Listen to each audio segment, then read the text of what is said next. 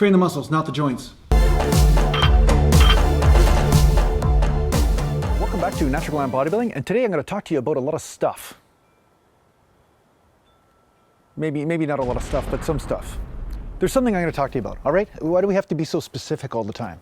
Why does YouTube have to be so specific? Why do I have to just say one thing and then just talk about that one thing like I'm just this one trick pony, you know? Like I got to answer this one question for you guys. You know, you read the title and then you come for that title and you want the answer to that question. And then if I don't talk about that in the first 30 seconds, then you're bored, you're already clicking to another video.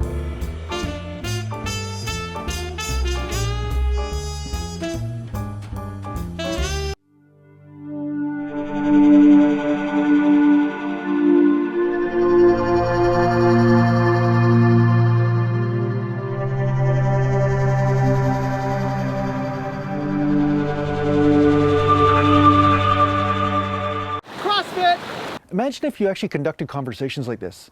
You just went to your friend's house or you met a friend for coffee or something, and if in the first 10 seconds they didn't say what you wanted, then you just clicked off and went somewhere else. I figured I'd turn the tables. I'm gonna look for answers from somebody else, for once, instead of people coming to me for answers all the time. And the only place to get answers is from gurus, and everybody knows the gurus are on top of mountaintops. It's a lot harder to climb a mountain, so I figured I'd just go to Hemlock Mountain Coffee instead.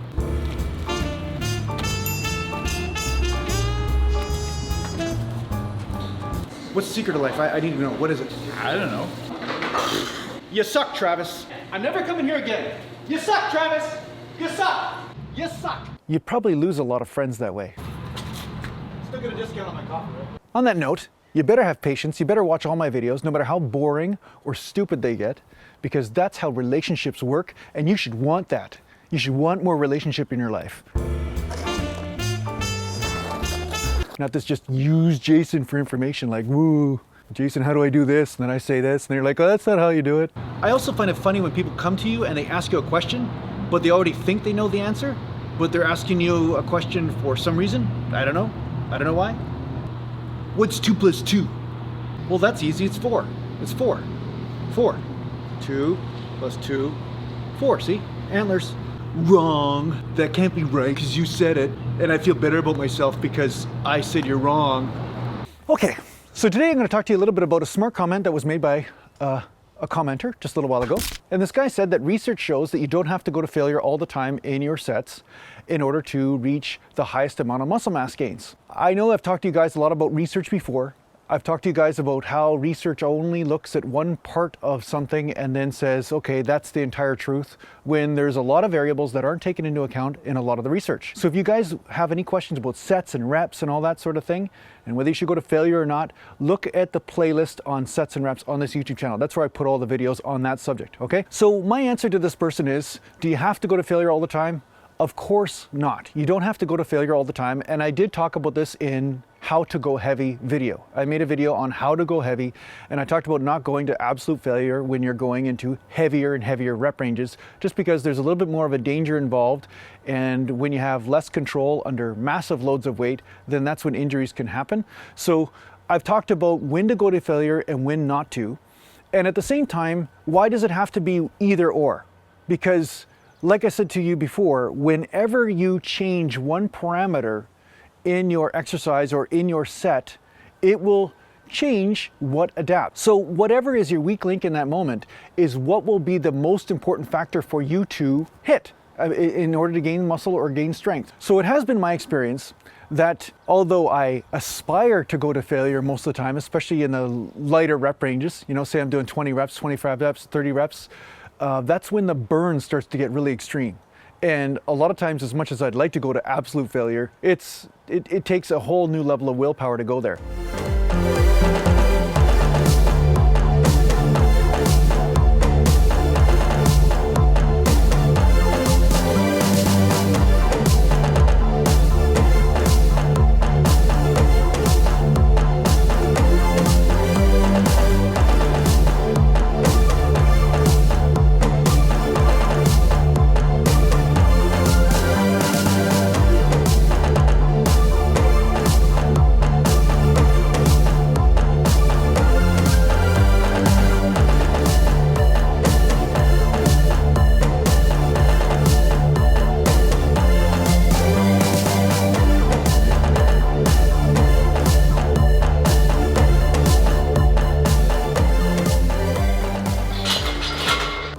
one thing I have found is that when I've pushed myself for short periods of time to go deeper into failure, I have gotten results. The muscle will pump up differently.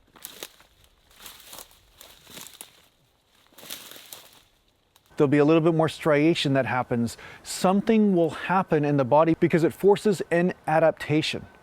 So there's a reason why athletes train hard and they hit their absolute wall of limitation at certain times in their training, maybe not all the time, but at certain times, because it does cause the body to adapt in a certain way. Now, can you do this too much? Yes, you can. You can burn out, you can overtrain, you know, all these things that we talk about, but at the same time, it doesn't mean that going to failure is bad. Sometimes it becomes an oversimplified justification to be lazy, you know, because it hurts. It hurts to go to failure. It's not easy. There's no freaking way that anybody can tell me that it's more comfortable to do a set of 25 reps to failure than to stop 4 or 5 reps short or 3 reps short or something, right? It's the last 2 or 3 or 4 reps, that's when it really freaking hurts. It's not like I'm a big proponent of the Mike Mentzer system, the high intensity training method, but the whole basis of his is to hit as deep into failure as possible, and therefore you will cause the muscle to adapt. So that said, I do agree with that part. I do agree that there are different ways to stimulate the muscle, and it's like, yeah, you can stimulate with heavy weight for multiple sets, you can stimulate with volume for multiple sets, you can stimulate with high reps, low reps, but you could also stimulate with the experience of absolute failure. I just can't do this YouTube thing anymore. I just can't do it. What are you doing? I'm hitting failure. And when you hit absolute failure, do it safely, of course. Don't be collapsing with the weight or anything, but absolute failure, as close to failure as you can get, you will get a specific adaptation in the body, and it is worthwhile for you bodybuilders out there that want to develop that extra bit of muscle mass.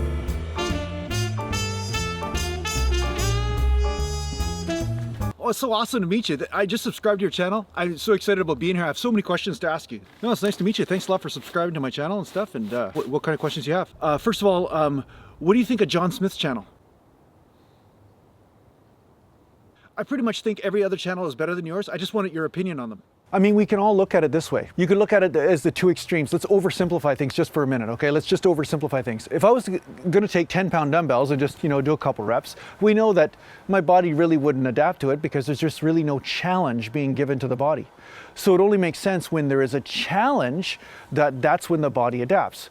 So how much can you challenge the body? That's the question. And of course you want to challenge it without breaking it, but no one can argue that going deeper into failure isn't a greater challenge. That is a greater challenge by all means, and sometimes it's necessary in order to get that body to say, holy shit, I need to adapt, right? Holy shit. Take pieces of research and use it like a spice, but don't apply it blindly to all of your training because, like I said, all research is going to have some missing links in there. It's only going to look at one side of the coin. It's only going to look at one point of view.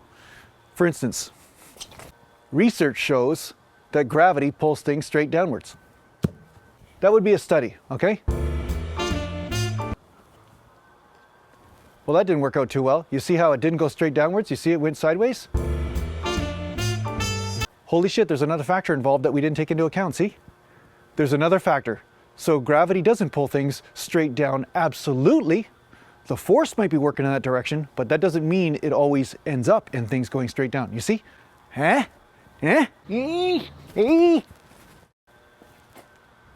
Almost forgot to end the video there. I got too carried away with the old man thing. So I hope this helps you understand that going to failure sometimes is a good thing. Sometimes it's not so bad. It's not like the evil thing, you know? It's not like the boogeyman in the closet or something like that. It's like, yeah, it's okay to go to failure. It hurts a little bit. I know some of you poofs out there don't like that. Some of you little girly men out there. Actually, girly isn't even the right word because the girls are pretty tough. I would say, I'll call you butterflies because butterflies aren't usually known as vicious. But I know as soon as I make this video, there's going to be some discovery somewhere in the middle of South America or something like that of a vicious butterfly that attacks and kills everything in sight. Okay, that's probably what's going to happen. But anyway, I'll call you a butterfly because butterflies seem kind of wimpy. They're really pretty and stuff, but they're a little bit wimpy. So don't be a butterfly all the time. I mean, you could do the whole transformation thing and everything, but don't be a butterfly when it comes down to your training. I mean, it's not all flippy, floppy, and nice, all nice light breezes and pollen and flower smells everywhere, okay?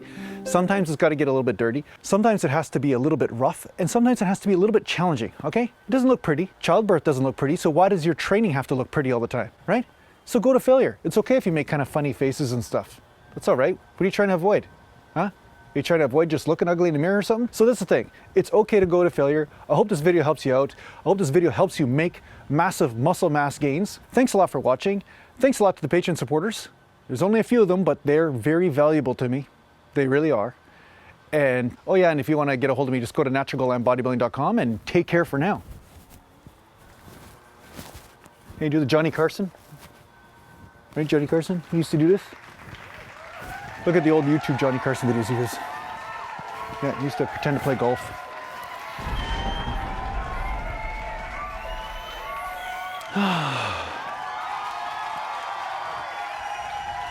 I think I'm gonna have to go make some music now.